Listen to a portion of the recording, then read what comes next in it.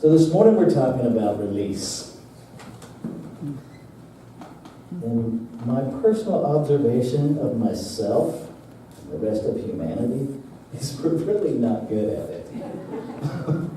We're good at talking about it. We're good at claiming it. But we're not so good at actually doing it. And so throughout my week, the Silly Factory had this image. And imagine this is something that we want to release. This is fear. And we do our treatment and we recognize that there is no fear in the divine. We recognize that we are wholly unified with that. We speak our word, claiming and affirming absolute peace in the absence of fear. We speak a word of gratitude, and then we release.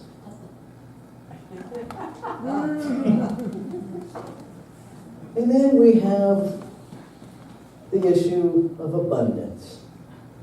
And we do a treatment recognizing the divine, our union with it.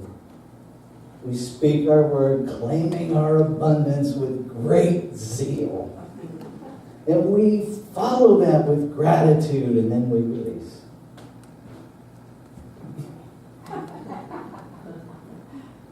And then we come to our political stuff. And we claim our oneness with all of creation, which means everybody on the other side.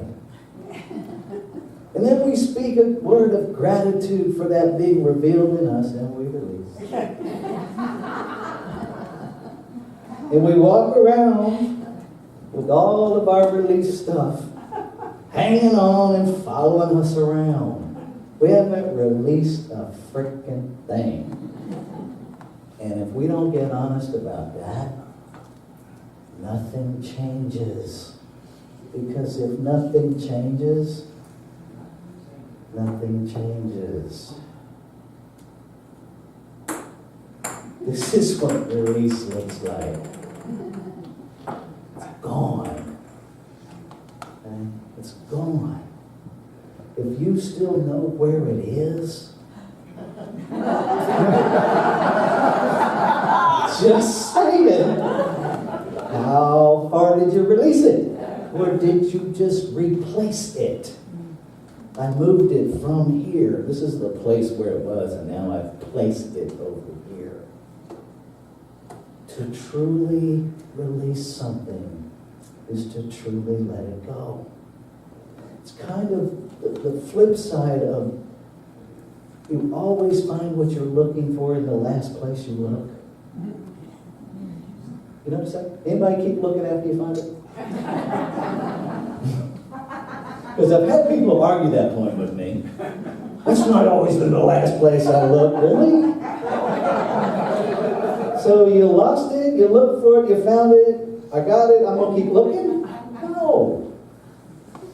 And we find it in the last place we looked. And if we really release something, that point of release is the last time we see it. It's gone. We talked about the caterpillar. Okay? Next time you see a butterfly, find the caterpillar in it.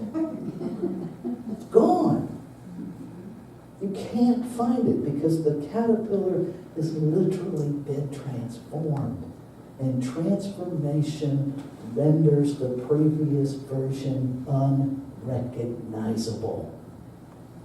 If you still recognize it, you haven't let go, and you haven't transformed. And that's okay, unless you think you have.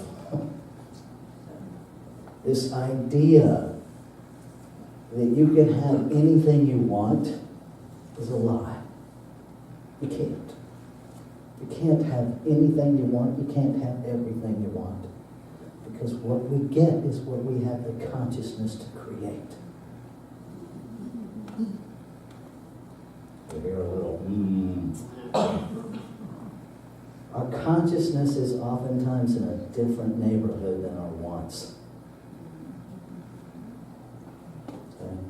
I want a lot of things that I do not have the consciousness to create because I don't want to take responsibility to create that.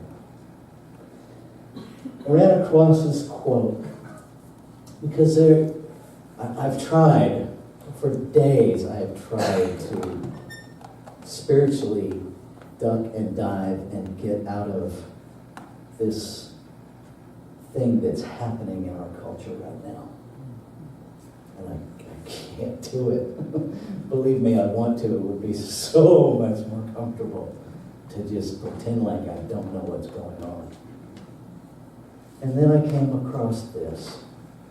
And these are the words of our founder, Ernest Holmes. There is a lack of spiritual leadership in the world right now. So we shouldn't be concerned what the world thinks of us. We have a religious concept that will revolutionize the world, and we just need to stick with it.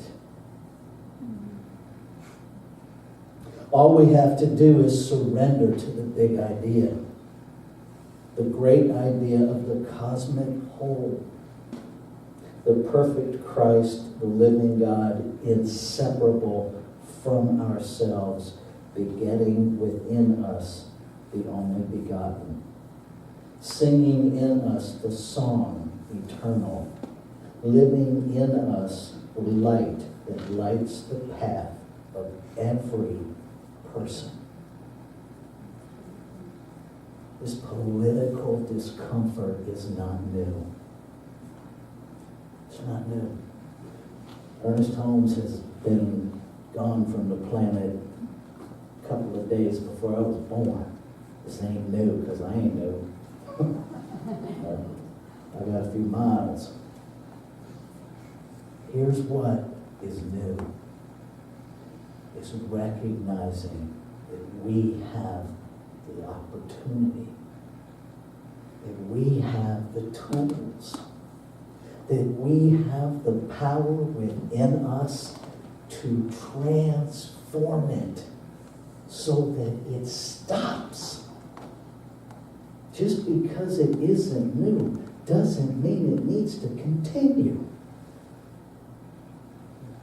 I posted something on Facebook. I think it was Friday. The hardest thing, and I engage in conversations with people intentionally that disagree with me. Because I want to know what they think. And when it gets right down to it, when we're both able to engage in a loving conversation, we always arrive at the same point. We're afraid of losing something. The conversation I had with somebody boiled right down to that. I'm afraid our country is being destroyed. And if you talk to people on both sides of the aisle, they're afraid of the same thing. And we're so busy pointing fingers at one another and digging our heels in that we know the right way, that there is no way. See, because we're one. And if we're divided mentally, the only thing we create is stop. We create stuckness. We create immovability. We create hurt. Because I cannot think something about you that doesn't include me. I can't say something nasty about you without saying the exact same thing about me. If there's only one of us here, folks, there's only one. There's no other in one. That would require at least two.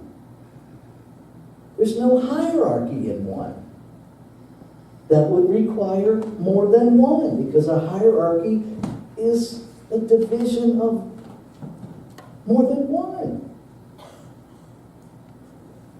I do not, hear me clearly, I do not care who you vote for. I really don't. What I care about is that you practice spiritual principle in coming to your decision. That you practice the principles that we teach. That you examine your belief system.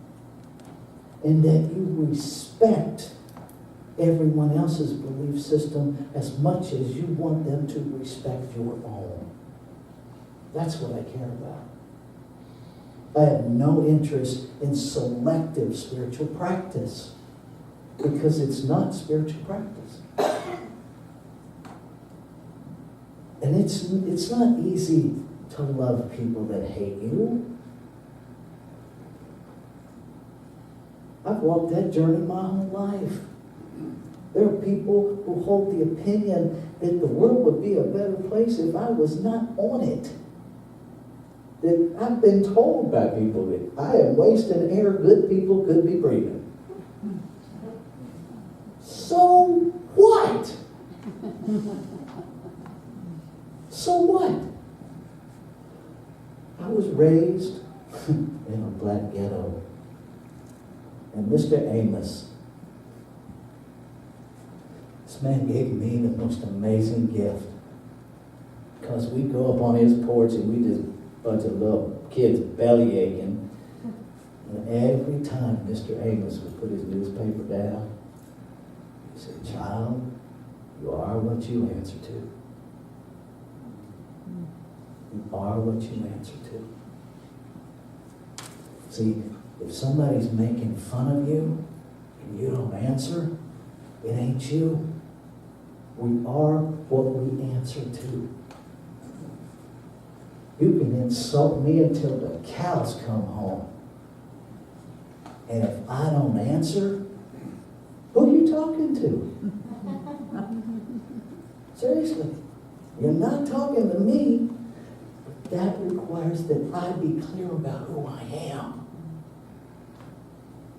Because if I have embodied a belief that I'm less than, I will answer to your less than call. So if you're answering to a less than call, quit worrying about them being confused. You're confused. You have forgotten who you are. Because there is nothing in creation. There is nothing in spirit that is less than anything. Republicans are not less than Democrats. Liberals are not less than either of the other two. People who choose to sit on their couch and refuse to vote are not less than people who vote. Stop it. Really, just stop.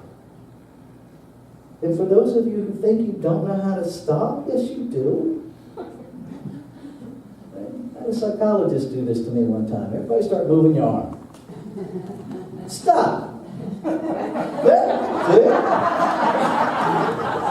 We know how to stop. So quit lying. Here's what we get confused about. What do I do now that I've stopped? And in the absence of changing our thinking, we go right back to those things that are still hanging on. Okay?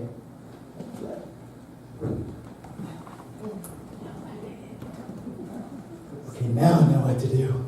I'm going to go back to being a jerk. Because that's what I do. When I don't know what else to do, I revert to being a jerk. What do we do instead? Something new, something different. And if you want new and different to be comfortable, you don't understand an experience of new and different. Because that's not how it works. Comfort comes from familiarity. Familiarity comes from repetitive. New is not repetitive. It's new. So get out of your comfort zone. You just might like what you find in the expanded version of you. Because none of us are living our fullest expression of divinity. None of us. We got room to grow. So this morning,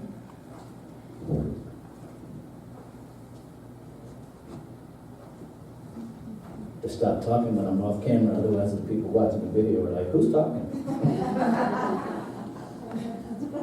This morning we're going to do what release really looks like. And I'm going to invite you to just speak out loud, right where you're sitting, something you want to release as I drop these in. So it's just a free-for-all. Release away. Fear. Here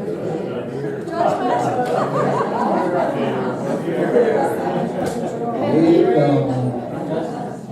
When you run out of stuff, let me know.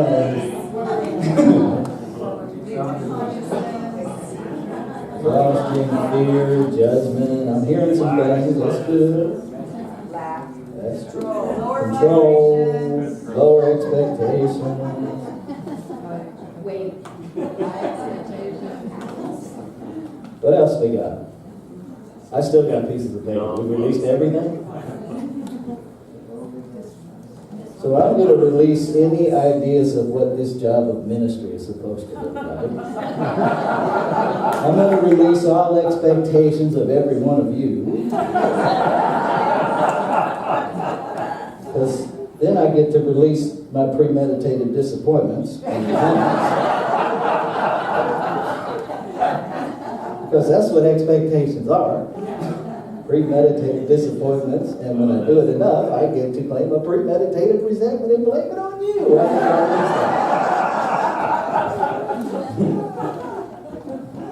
I release needing to know where our new home is going to be.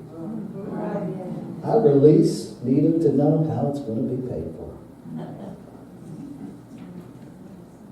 Now I'm going to show you when we really release,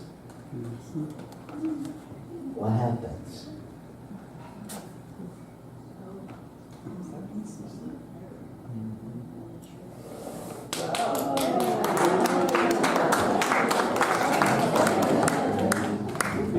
Now, anybody see anything? That's what release looks like. I invite anybody to come check out the bowl when we're done and find anything I put in it. Okay. That's what release looks like.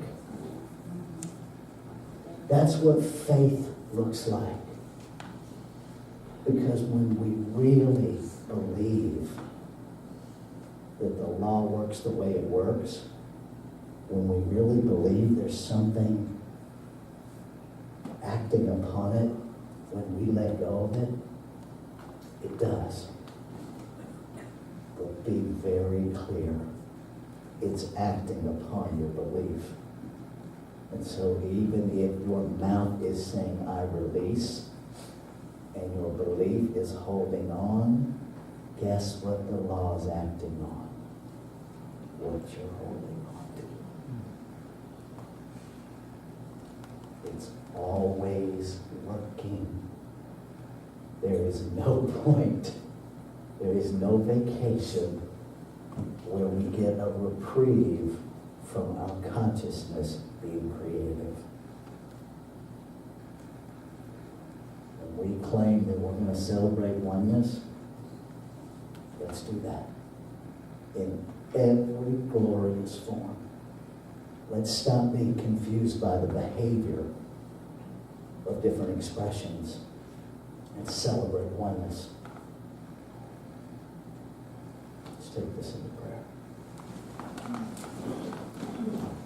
What I know is that I am in the company of the one, that it can be no other way, because there is only one infinite, ever-present source.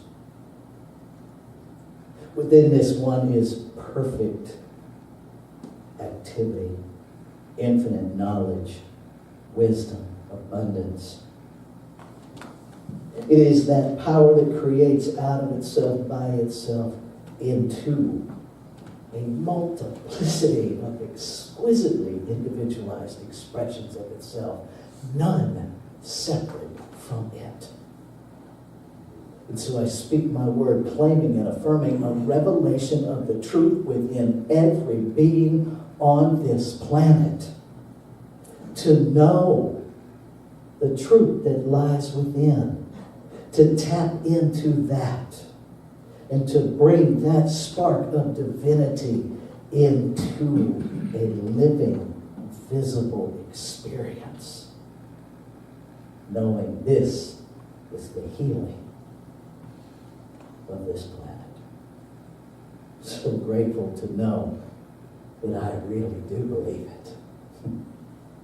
So as I release my word, it is acted upon by the law that only knows yes.